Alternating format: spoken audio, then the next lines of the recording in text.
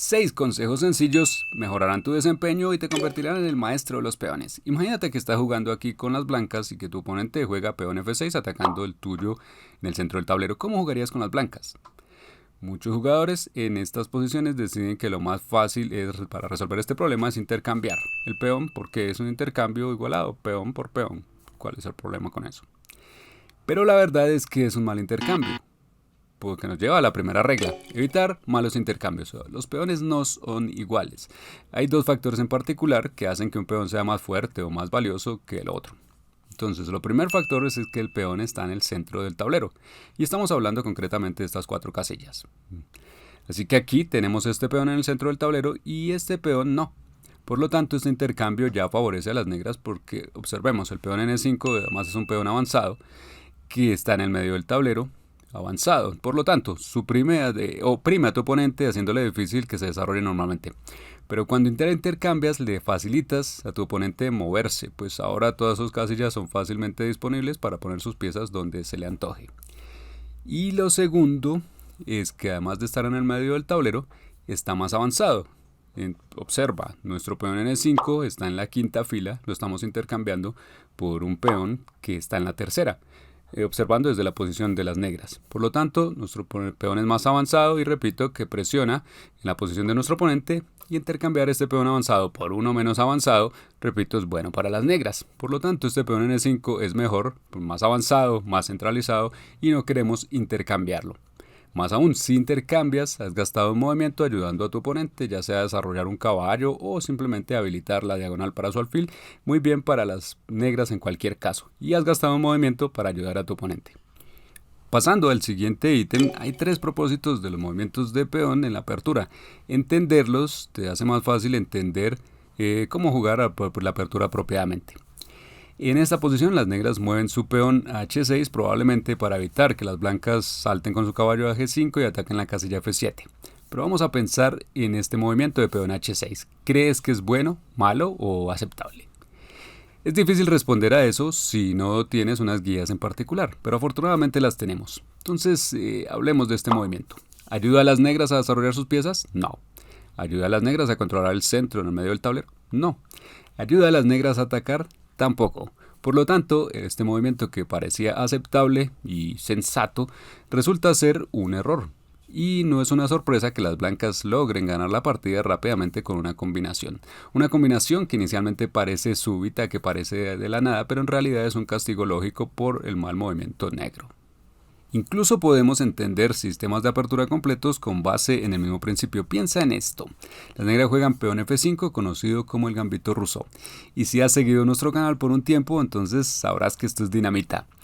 Pero bueno, vamos a evaluar este movimiento objetivamente. ¿Qué piensas de este? ¿Es bueno, malo o aceptable? Apliquemos el mismo sistema. ¿Ayuda a las negras a desarrollar sus piezas? Afortunadamente no. ¿Ayuda a las negras a controlar el centro? Absolutamente. Ataca al peón central.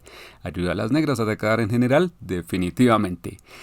Estamos poniendo presión desde el comienzo. Por lo tanto, este movimiento, aunque tiene ventajas y es una idea agresiva, objetivamente hablando no es lo mejor.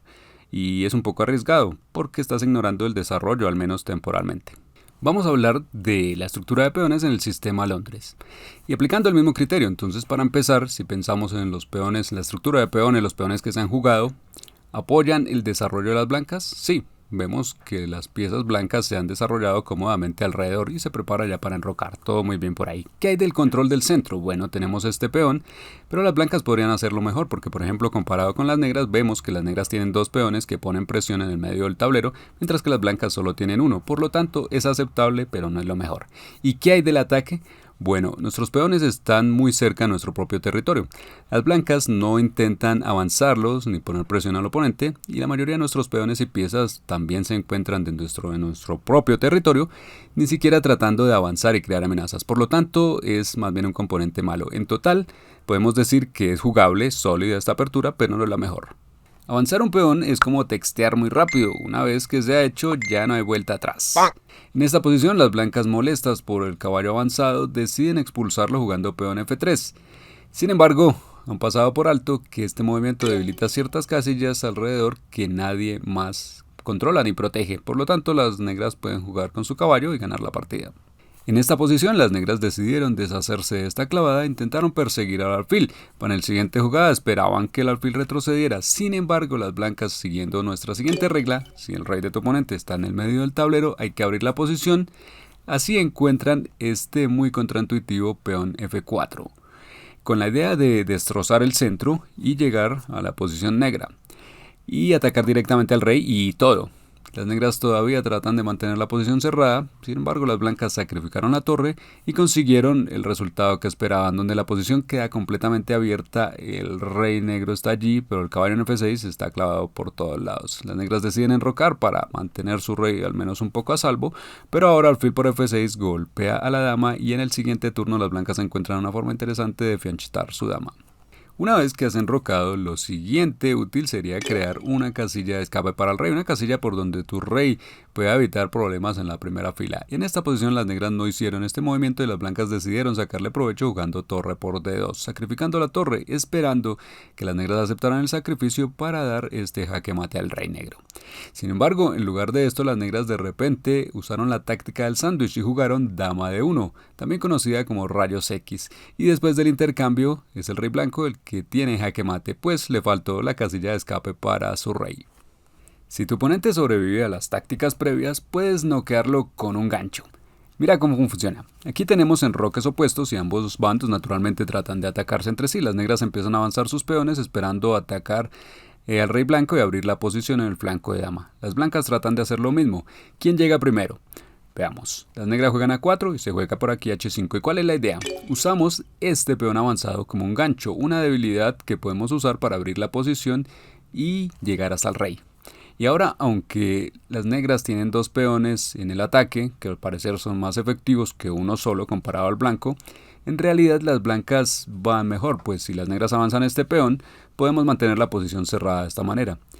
Y así que la ventaja es que nuestros peones están intactos y no hay debilidades, y es por eso que es más difícil para las negras hacer algo contra estos. Si avanzan este otro, entonces después del intercambio jugamos a 3 y sigue la posición perfectamente cerrada en el flanco de dama. Mientras tanto nuestro ataque avanza y no hay solución fácil para la negra, o no hay solución para nada. Si capturan por aquí podemos incluso sacrificar la torre y con esto llegar hasta el rey y dar mate. Si quieres conocer cómo aplastar a tus oponentes con mi apertura agresiva y favorita para las blancas, encuéntralo aquí.